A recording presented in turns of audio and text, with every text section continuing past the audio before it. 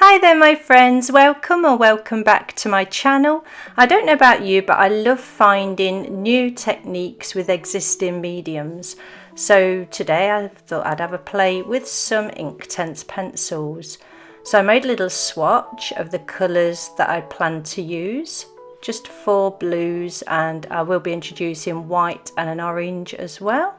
There's the numbers if you want to zoom in and have a look. I will pop them in the description. And I needed a piece of fine sandpaper too for this particular technique. So you know, if you want to cover a large background with Inktense pencils, it can take forever. So this is a sort of a speeded up way of creating a background colour without the need for colouring in the whole sheet of paper. So for those of you that don't know what Inktense is, it's a water-soluble medium by Derwent. It's available in pencil form and in block form, and you can buy them open stock as well, which means you can just grab a handful of colours and just have a play with those before you jump in and buy a whole set. So just working from the top to the bottom of this paper and just grating on lighter colours, going to the darker indigo at the bottom. So once I got some pigment onto the paper, I used a tissue. Now I'm using a sheet of Meeden cold press paper, so it's very toothy and it was eating away at my tissue paper, so I do go in with my fingertip instead, but you could use a lint-free cloth or something like that. Pop some distilled water into a spritzing bottle, also by Derwent, and then just started to activate the pigment. Now when Inktense has been wetted and all the pink pigment has been activated, it is permanent, which means you can't lift it. But if some of the pigments remain unactivated and you then go on top with water or another pigment, the pigments that haven't been activated in the first layer will then activate. So just have a play, and as you can see, the pigment starts to move around really well. It's a messy business, so I put an old tea towel down to mop up the mess. So just wiping the edges. I have popped a bit of acid-free masking tape around the edge of this block of paper, just so it would dry back flat. So just mopping up that excess there. Hope everyone's keeping well. Now as you can see, it's quite an interesting process. The results are a little bit hit and miss, but I think the more I do this kind of technique, the more control I'll have over it. So just popping some lines on just to represent rays of light coming down. I had a rough idea of what I wanted it to look like, but as I said, it's very hit and miss, but you can control it a little bit. So a clean damp brush and just mopping up some of the pigment while it's still wet. You won't get back to the white of the paper completely, but you will lighten areas by going in with a damp brush and just tapping it and just letting the Inktense do its thing. And I was just shifting a little bit of the pigment there to cover the bottom left hand corner with a brush, and now got it at an angle, so it's at about a 15 to 20 degree angle, just resting the board, or I should say the block of paper, on a little stand. And then again just mopping up, and now I've dried it with a hairdryer and it dried completely flat. Popped a second layer on as I did the first, dried it with a hairdryer and completely flat again. Now I've gone on to the palette. This is a textured palette by Caran. Popped a little bit of water on there and popped some white Inktense pencil on there, and just picking it up with a clean toothbrush and flicking it on and then letting it dry. So the white Inktense pencil isn't very opaque to begin with, so you have to let it dry to see how opaque it's going to be. So the thicker the mix, the more opaque the white is, and that goes for the rest of the pencils as well.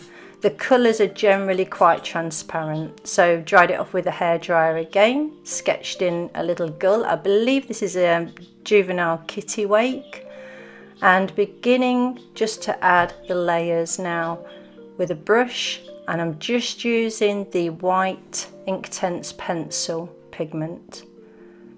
So keeping in the lines, and thankfully the layers underneath didn't react. So that means all of the pigment that I'd previously popped down and activated, and there was none left unactivated. I hope that makes sense. So you can do this with, well, especially the background, you can use watercolour pencils to get the same effect. And it's all about just playing with your materials. There's nothing worse than having materials sat on a shelf or in a drawer or in a cupboard and just sitting there and not being experimented with, or just using them in one certain way over and over again, because that in itself can lead to something called artist block. I don't know if you've experienced that, where you just feel stuck. You just want to try something new, and it will break you out of that quite quickly. And if you don't know what to draw or what to paint, I've popped a little sticky note there with a number 3 on, saying that this is the 3rd layer that I'm now working on. So building up that opacity.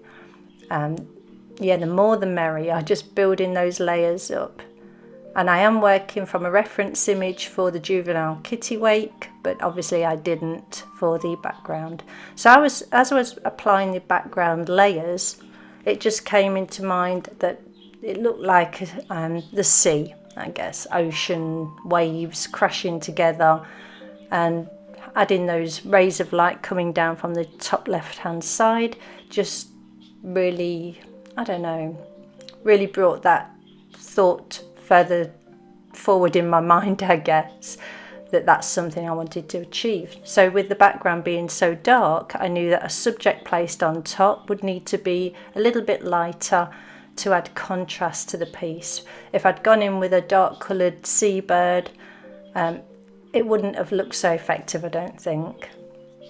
So contrast plays a big part in any artworks. The more contrast, the more pop your painting or drawing will have. So going in with a lighter subject always helps if it's a very dark background, and vice versa. So just applying this 3rd coat. I'm so glad I put that number 3 there, so I would have been lost as to which layer was actually on. So just moving forwards a little bit, the brushes I'm working with are really cheap Golden Taklon, which is a nylon fibre brushes, and I bought this set of 10 brushes from our local B&M store for, I believe they were £4, but I'll link them in the description, as well as the Inktense pencils. I have lots of Inktense tutorials and demonstrations on my channel. I've used Inktense, the blocks and the pencils for airbrushing and all different kinds of techniques. And this is just a new technique I thought I'd try. So I have done this technique with watercolour pencils, and it just gave me the idea. Wondered if it would work with the Inktense too, and it does. I also tried this grating technique on a sheet of hot press, Meeden hot press paper. It was okay, but some of the granules of the darker pigmented pencils didn't activate as well as I'd hoped they would. I don't know why that's a difference between the hot press paper and the cold press paper, not sure, and I will need to experiment a little bit more in the future to find out why, and if I could use that to my advantage too. So the whole painting took about an hour and a half, and I've trimmed down the video footage just to 21 minutes, nearly 22 minutes. So drying each layer off as I go. So that 3rd layer, once it was on, I dried off with a hairdryer, and now, yeah, I've zoomed in for you on this because this bird is so small, using the 4 blues orange and white just to get the detailing onto this gull. And there you can see just going on with a little bit of one of the blues and activating it on the palette, the textured palette, and then applying a little bit of water to my brush, clean brush each time, and then just adding the pigment to the paper, and it isn't lifting the white that's underneath.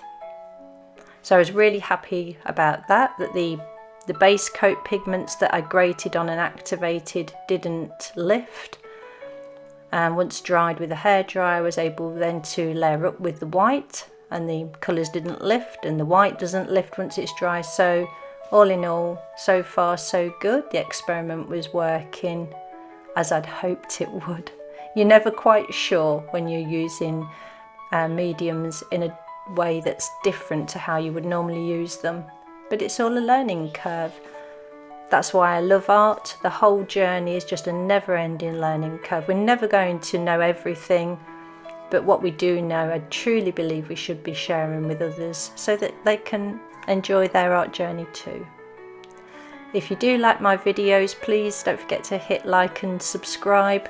As fine art and art creators, we are finding it really difficult to get our works and videos shown to new audiences, and hitting like and subscribing really helps the algorithm, and sharing with other people too helps as well.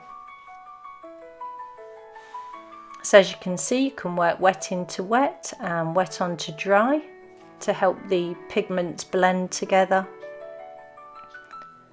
and it's a lovely medium to work with. I am a Derwent ambassador, but I don't get paid for saying these things. I'll always give you my honest opinion in my videos, and the Inktense products, the pencils and the blocks, work wonderfully, and the colours are vibrant and they dry matte, which is great if you like to photograph your finished work or scan your finished work for prints and things like that.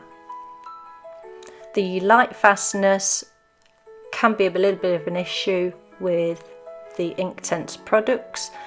When they're dry, Derwent gives us the light fast ratings as being extremely good, but obviously everybody is going to work with them slightly different once water's added. Some people might only add a tiny touch of water, some people might add a lot, and obviously that is going to alter the light fast properties of each pigment.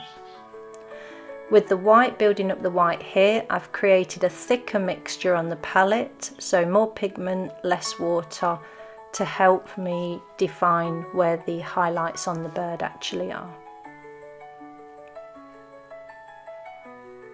And you can go backwards and forwards. Once this is dry, if I've gone too light in some areas, dry it with a hairdryer and add a glaze of colour over the top.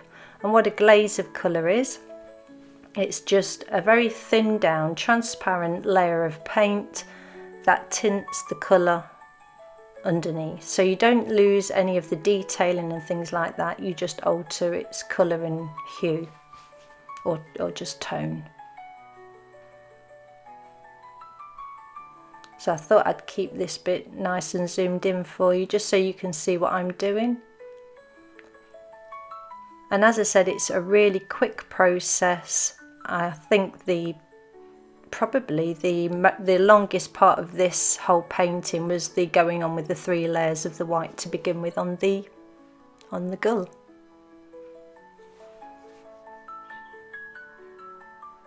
So in my mind I've got the light coming in from the left hand side. So where the light would be hitting some of the feathers on the wings, just adding little tips of highlight there. Now if you're going with a subject over a background and you've covered the background in already, it is nice to let the background show through a little bit in the subject, and it gives me a little bit of shading so that I don't need to add colours in certain areas. And you'll see that as I build upon the wings, that I do let that background colour show through the semi-opaque base layers of the bird.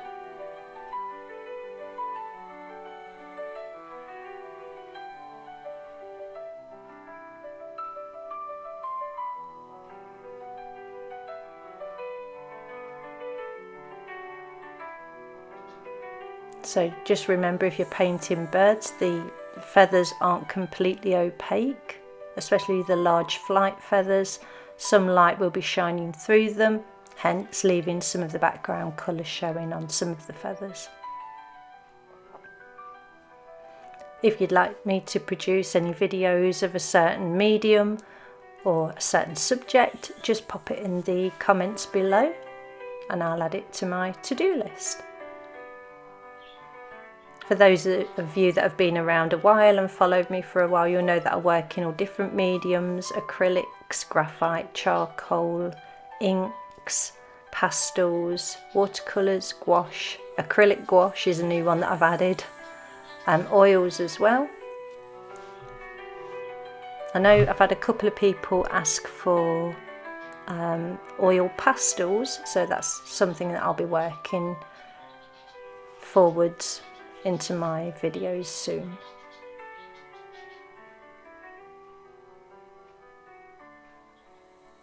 As you can see on my brush there's a little bit of white pigment that hasn't been activated, so just to keep in mind, you need to keep activating your pigment so you don't pick up another pigment and the two mix on your brush or on the paper when you don't want them to. So it's still there, I can see it now.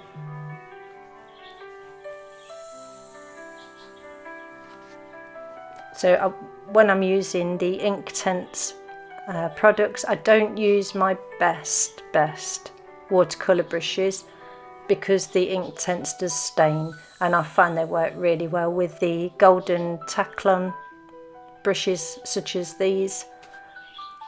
You can also use acrylic brushes if you want to with them, and just because they dry permanent on the paper or fabric, if you want to use them on fabric, they don't dry permanent on a palette, so you can reactivate them on a plastic palette, which is great because that means no wasted materials. So for instance, when I did the first layering on the bird and popping these pigments on, waited for them to dry, went and made a coffee, came back, they dried on the palette. I just added a little bit of fresh clean water, reactivated them, and then off I went again. So just putting these mirrors on the end of the flight feathers, just with the dark indigo colour that I'd used at the bottom of the background and the beak, the eye, and now going on to these mirrors on the feathers. So it's really nice to keep a limited palette as well. So just 4 different blues, the white and an orange pencil were used in this painting, and it gives a sense of completeness, I guess. It's really tempting when you open a box of pencils or a big pan of paints and you've got all of those beautiful colours in front of you to keep dipping in and pulling more out, but the trouble is it doesn't unify the painting. Then sometimes less is more, and especially for beginners, I do suggest you always start with a limited palette, maybe just 4 or 5 different colours, and then add a couple of colours where you think they're needed, but try and keep them in the same colour family if you can.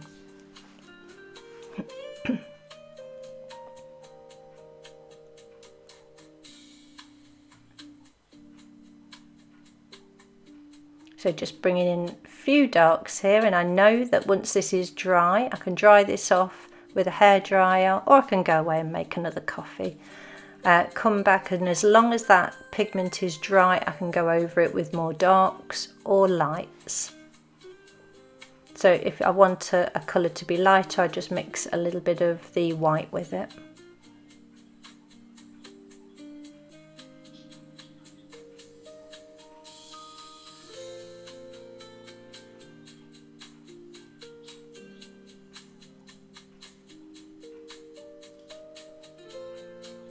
It's such a fun project, and it's just an amazing medium. It really is. The vibrancy that can be achieved with these Inktense products is amazing.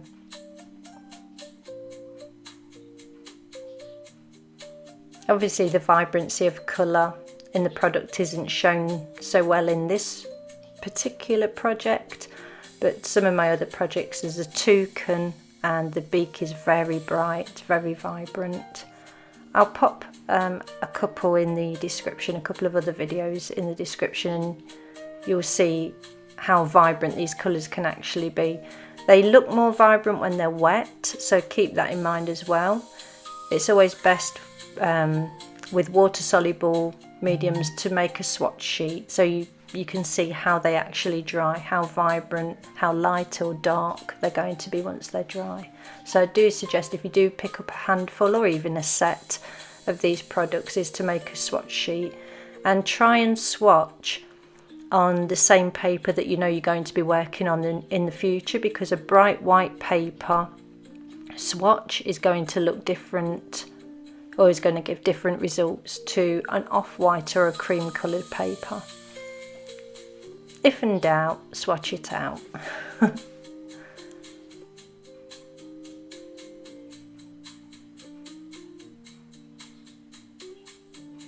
So just a nice little video with a new technique that can be used in the backgrounds or foregrounds, and that's how it ended up.